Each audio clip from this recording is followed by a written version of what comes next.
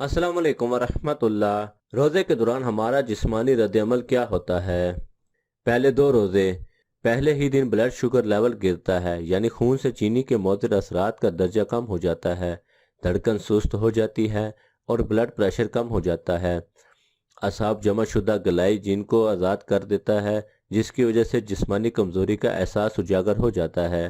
زہریلے مادوں کی صفائی کے پہلے مرحلے میں نتیجتاً سر درد، چکر آنا، منہ کا بدبودار ہونا اور زبان پر مواد کا جمع ہو جاتا ہے۔ تیسرے اور ساتویں روزے تک جسم کی چربی ٹوٹ پھوٹ کا شکار ہوتی ہے اور پہلے مرحلے میں گلوکوز میں تبدیل ہو جاتی ہے۔ بعض لوگوں کی جلد ملائم اور چکنی ہو جاتی ہے، جسم بھوک کا عادی ہونا شروع ہوتا ہے اور اسی طرح سال بھر مصروف رہنے والا نظام ہاضمہ رخصت مناتا ہے جس کی اسے اشد ضرورت تھی۔ خون کے سفید جراثیموں اور قوت مدافعت میں اضافہ شروع ہو جاتا ہے۔ ہو سکتا ہے روز دیدار کے پھیپھڑوں میں معمولی تکلیف ہو، اس لیے کہ زہریلے مادوں کی صفائی کا عمل شروع ہو چکا ہے۔ انتڑیوں اور کولوں کا مرمت کا کام شروع ہو جاتا ہے۔ انتڑیوں کی دیواروں پر جمع مواد ڈھیلا ہونا شروع ہو جاتا ہے۔ 8ویں سے 15ویں روزے تک آپ پہلے سے توانا محسوس کرتے ہیں، دماغی طور پر چست اور ہلکا محسوس کرتے ہیں۔ ہو سکتا ہے پرانی چوٹ اور زخم محسوس ہونا شروع ہو، اس لیے کہ اب آپ کا جسم اپنے دفاع کے لیے پہلے سے زیادہ فعال اور مضبوط ہو چکا ہے۔ جسم اپنے مردہ یا کینسر شدہ سیل کو کھانا شروع کر دیتا ہے، جس سے عمومی حالات میں کیمیو تھراپی کے ساتھ مارنے کی کوشش کی جاتی ہے۔ اس وجہ سے خلیات سے اور درد کا احساس نسبتاً بڑھ جاتا ہے۔ اعصاب اور پرانی تکلیف ٹانگوں میں تناؤ اس کا عمل قدرتی نتیجہ ہوتا ہے۔ یہ قوت مدافعت کے جاری عمل کی نشانی ہے۔ روزانہ نمک کی غراریں اعصابی تناؤ کا بہترین علاج ہیں۔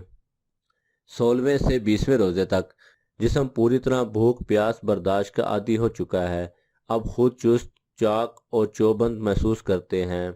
ان دنوں آپ کی زبان بالکل صاف اور سرخی مائل ہو جاتی ہے، سانس میں بھی تازگی آ جاتی ہے، جسم کے سارے زہریلے مادوں کا خاتمہ ہو چکا ہے، نظام ہاضمہ کی مرمت ہو چکی ہے، جسم سے فالتو چربی اور فاسد مادوں کا اخراج ہو چکا ہے، بدن اپنی پوری قوت کے ساتھ اپنے فرائض ادا کرنا شروع کر دیتا ہے۔